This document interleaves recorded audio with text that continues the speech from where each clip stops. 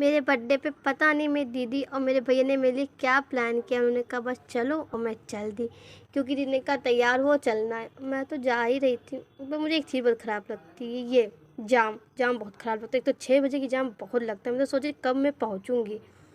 फिर मैं तो फाइनली पहुंच गई।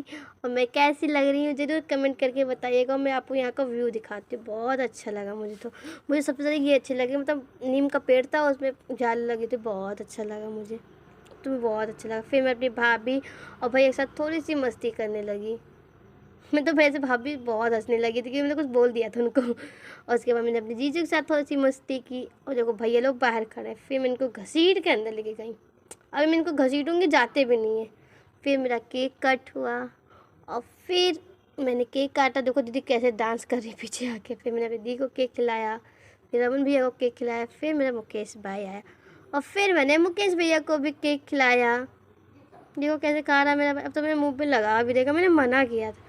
अब लगा के ही जाएगा, देखो लगा दिया। और उसके बाद मेरे दोनों भाई ने मुझे झूला झुलाया।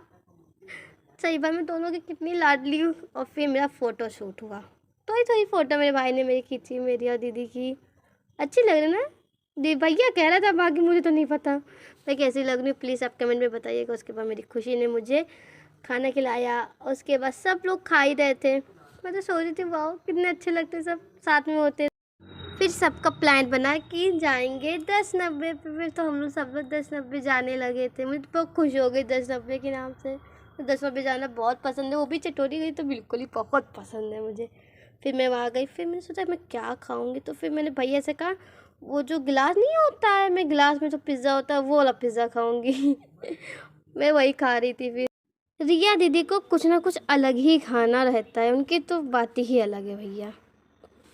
ये क्या, ये देखो कैंडी समझ नहीं, नहीं तो कैंडी खा रहे कि लड़ रहा है, कुछ समझ नहीं।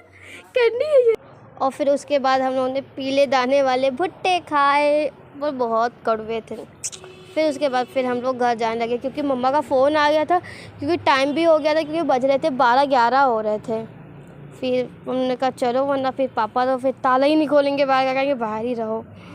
फिर